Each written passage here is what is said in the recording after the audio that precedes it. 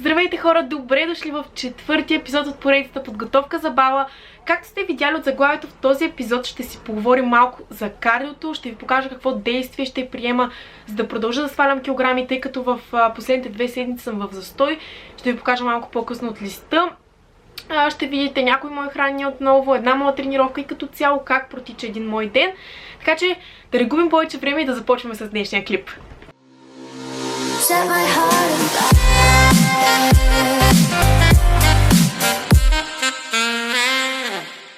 Днешната закуска, която смятам да си направя, ще ви покажа, е сандвичи. Тук съм си изкарала 2 филийки пълнозърнен с хляб. Ето тази шунка, която наскоро видях в Lidl. Макросите са и като цяло доста добри, само да не се разлее. Ето тук може да ги видите. Така, ето тази извара, която всички я знаем, на пилос и малко краставичка. Искате ли да видите колко бързо мога да ги направя? Та-дам! Сандвичите са ми готови. Макросите излизат на екрана за всяко хранене, знаете. И между другото, освен сандвичите с остатъкът от изварата, от кофичката от извара, си направих ето тази кашичка.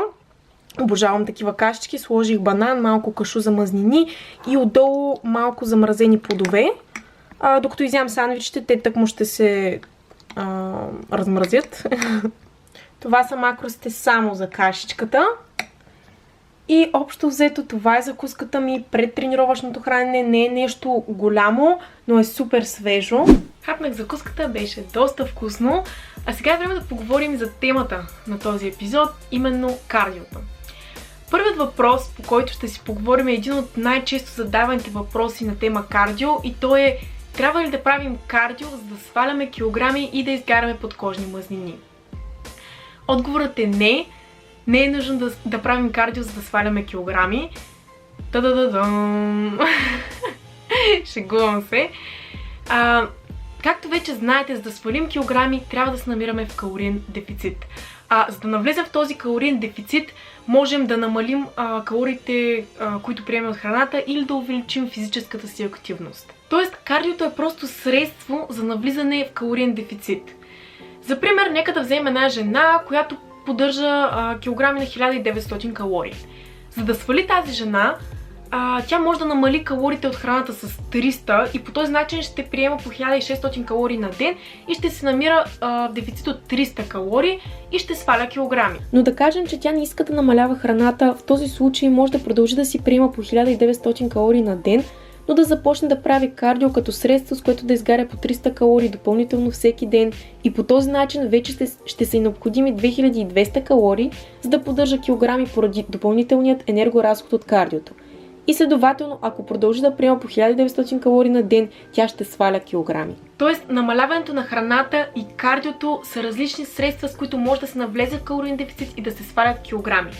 Естествено, може да правите и двете средства едновременно, хем да намалите храната и хем да добавите и кардио, но в този случай трябва да направите това умерено. Не трябва да намалявате много рязко и храната и да добавяте много кардио, което ни води към вторият въпрос, който е: колко е твърде много кардио? Избягвайте да създавате голям дефицит. Например, жената, която казахме, че поддържа килограми на 1900 калории, ако реши да намали калориите от храната с 500 и да добави кардио от 500 калории на ден, то тя ще създаде дефицит от 1000 калории на ден, което не е окей, защото по този начин тя ще свали килограми, но тъй като то ще бъде с много бързи темпове, няма да бъде здравословно, тя ще загуби мускулна маса и ще изглежда дори по-зле. Също така, ако създадете толкова голям дефицит, вероятно няма да може да издържите дълго време на него и ще се откажете бързо.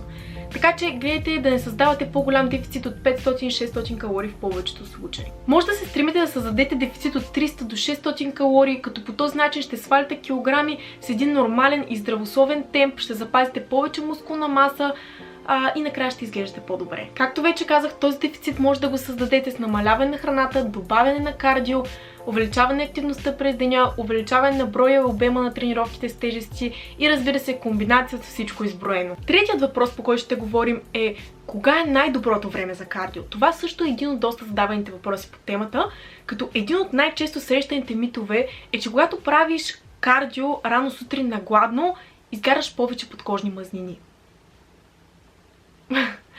Откъде идва този мит? Идва от там, че рано сутрин нивата ни на гликоген са ниски и следователно тялото ни би трябвало да използва подкожните ни мазнини за енергия като средство по време на кардиотренировката. Изследванията показват, че ако правите кардио на гладно, то вие по време на кардиото и малко след него ще използвате за енергия повече мазнини, но в следващите 24 часа ще използвате повече въглехидрати за енергия. А ако правите кардио след като сте яли, то по време на кардио и малко след него вие ще използвате повече въглехидрати за енергия, отколкото мазнини, но в следващите 24 часа ще използвате повече мазнини за енергия и по този начин нещата се уравновесяват. Има изследване, което сравнява 20 жени, разделени в две групи. Едната група правят кардио на гладно, а другата група са яли преди това. Всички се намират в 500 калории дефицит и правят по 1 час умерено интензивно кардио 3 пъти в седмицата. След 4 седмици и двете групи са загубили значително количество мазнини, но не е открита значителна разлика между двете групи по отношение на свалените мазнини, което води до заключение, че и кардиото на гладно и кардиото след като сме яли са еднакво ефективни. Основното нещо, от което зависи отново колко мазнини и килограми ще свалите, това е калорийният дефицит. При еднакъв калориен дефицит няма особено значение дали правите кардио на гладно или сте яли преди това, резултатите ще бъдат същите. Четвърти въпрос. А кога да правим кардио? Сутрин, преди или след тренировка? Правете го тогава, когато ви харесва, когато ви е най-удобно, когато пасва на ежедневието ви, когато можете да бъдете постоянни. Тоест не е от голямо значение кога точно ще правите кардио. Единствено, аз не обичам да правя по-продължително и интензивно кардио преди тренировка, тъй като чувствам, че отнема от енергията ми за предстоящата тренировка с тежести, така че пробвайте и преценете за себе си. И петия последен въпрос, по който ще говорим, е какво кардио да правим. Можете да изберете всеки уред, който е предназначен за кардио във вашата фитнес зала. Изберете този, който ви допада най-много. Кардиото може да се прави с ниска, средна и висока интензивност. Имайте предвид, че високоинтензивното кардио взима много от вашата енергия и може да попречи на възстановяването ви от силовите тренировки. Така че ако сте фенове на високоинтензивното кардио, то гледайте да го правите от 1 до 2 пъти в седмицата и ако имате възможност да бъде разредено от силовите ви тренировки за долна част, т.е. правете го един ден преди или един ден след тренировка за долна част. Ако тренирате около 5 дни в седмицата с тежести, както аз правя в момента, то по-добра идея е да правите от ниско до средно интензивно кардио, за да може да сте сигурни, че се възстановявате оптимално. Високоинтензивното кардио и нискоинтензивното кардио ще изгорят еднакво количество подкожни мазнини при един и същ калориен дефицит. Високоинтензивното кардио или по-точно високоинтензивните интервални тренировки, така наречените хит тренировки, горят повече калории за по-кратък период от време, но пък това води до забавяне на възстановяването, така че това трябва да се има в предвид. Сега вече след като изяснихме тези неща за кардиото, нека ви покажа и защо аз ще започна да правя кардио. Както виждате, в началото на свалянето на килограми аз бях 58 кг. Като преди да започна да свалям, поддържах килограми в тренировъчен ден на 2050 калории. Макронутриентите ми бяха следните: 118 протеин, 250 въглехидрати и 65 грама мазнини, а в нетренировъчен ден приемах 1700 калории, като протеина беше същия, въглехидратите бяха 160 и мазнините отново 65 грама. След което ги намалих на 1820 калории в тренировъчен ден, протеин остана същия, въглехидратите станаха 200, а мазнините 60, а в нетренировъчен ден калориите станаха 1460, протеина е същия и въглехидратите са 110, мазнините 60 грама. Като това е без да добавям кардио, при което, както може да видите, аз започнах да свалям килограми, но достигнах един момент, в който настъпи застой, тъй като вече съм свалила килограми, метаболизма се забавя и аз започвам да поддържам килограми на по-ниски калории. Както виждате, около 10 поредни дни варирам едни и същи килограми, което означава, че вече поддържам килограми на тези калории, на които съм, и е необходимо да навляза на ново дефицит. Тоест сега аз, за да продължа да свалям, мога или още да намаля храната, или да увелича физическата си активност, т.е. да добавя кардио. Преди една седмица намалих калориите с 150, но не започнах да свалям. И тъй като не искам да намалям повече храната за момента, защото ми се хапва, ще включа кардио, ще правя 3-4 пъти ниско до умерено интензивно кардио по 200-300 калории на сесия. И по този начин се надявам да навляза отново в калориен дефицит и да започна да свалям отново килограми. Та ще ви държа в течение как вървят нещата и в следващите епизоди. Време е за зала. Искам да видите аутфит. Като цяло вън е доста топло и директно си слагам клина за тренировка. Няма да си взимам яке. Днес имам тренировка за долна част на тялото с акцент дупе, тъй като днес е събота. Вие може да сте виждали вече тази тренировка от предното ми видео, което беше третия епизод от моя тренировъчна програма. Като само едно упражнение съм го променила, като съм довела еластик. Вие ще го видите след малко.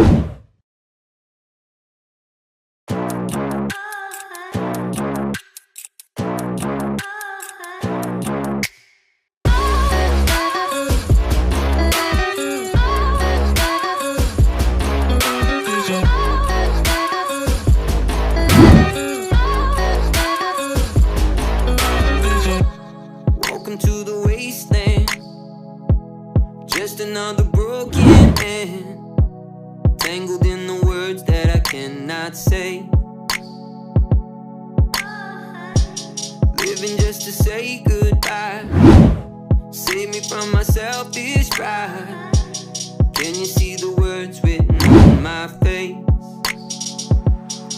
You got me acting like the old me, but you don't even know me.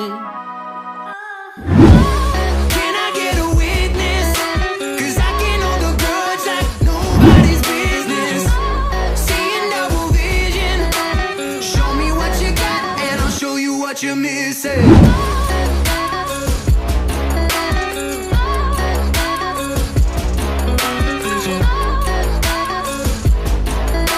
Cause I can hold the grudge like nobody's business. Think I'm going crazy, standing in a crowded street, peaceful in the eye of a hurricane. Прибрах се от зала по най-бързия начин, тъй като трябва да хапна, да се измия, да се оправя и след това ще дойда да ме вземе една приятелка, Мария. До сега не сте я виждали, тя е една от най-близките ми приятелки от 3-ти клас, мисля, или 4-ти клас, ще я видите.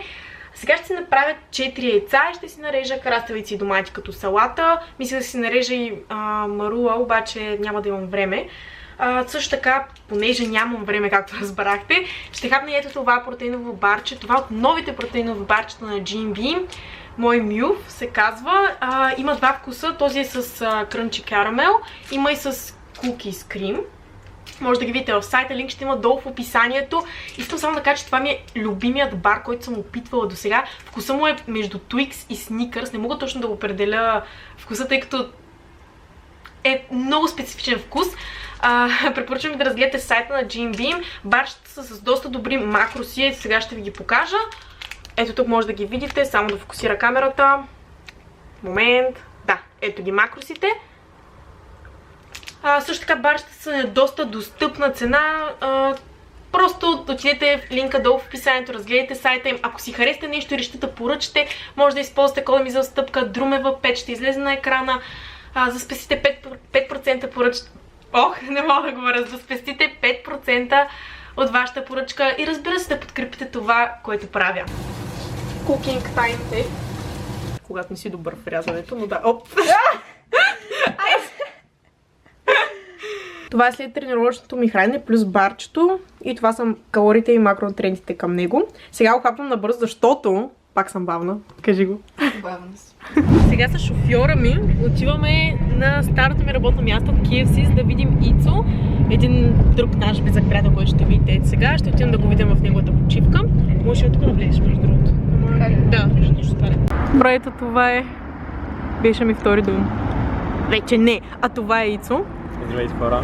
Той е малко по-висш от мен. Има... Чакай да фокусира, чакай. Има една звезда. Какво значи това е една звезда? Ами това е, че имам втора позиция, демек, освен касиер съм и бургерист.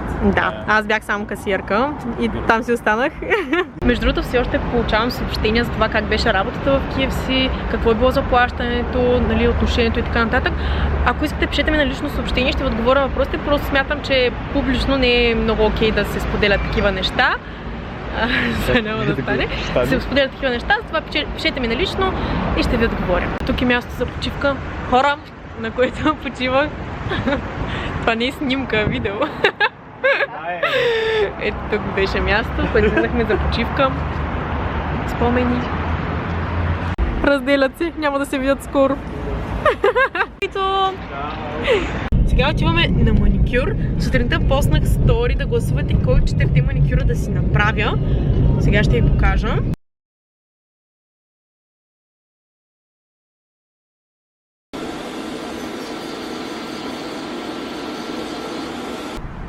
Добре, това беше маникюрът, който трябваше да направя, който Instagram последователите ми избраха и... Вижда ли се? Не фокусирам.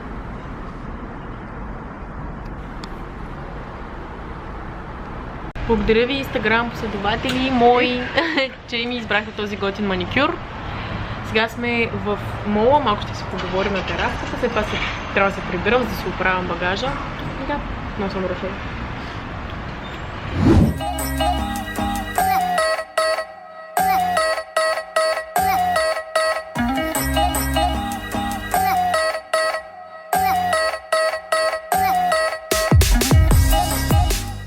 Това е хапването, което си направих.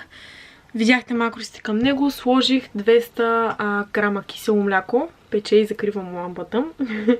200 грама кисело мляко от онова десерче, което е от Lidl, 0,1% масленост, 50 грама мюсли шоколадово и около 100 грама ябълка и малко подсладител. Хора, време да приключа с този епизод от поредицата. В момента часът е 10. Аз трябва да си изкъпя и нещо, което трябваше да свърша много по-рано, е да си събера багажа. Познайте докъде съм с багажа. Правилно, до никъде. Това ми е куфара, това ми е сака, в който не съм сложила почти нищо. Като сега ще ме попитате къде ще ходя. Тези от вас, които ме следят по-активно в Instagram и следят сторитата ми, там издадох къде ще ходя, но тук няма да ви издам и ще видите направо в следващия епизод къде ще бъдем. Просто искам да кажа, че съм супер развълнувана за това, което предстои. И да, надявам се този епизод да ви е бил интересен и полезен, да сте се забавлявали. Ако е така, знаете, палец нагоре, абонирайте се за моя канал, може да натиснете камбанката, за да ви излиза, когато качвам много видео, да ме последвате в Instagram, тъй като знаете, там съм доста активна. И това от мен за този клип. Благодаря ви за гледането и ще се видим скоро.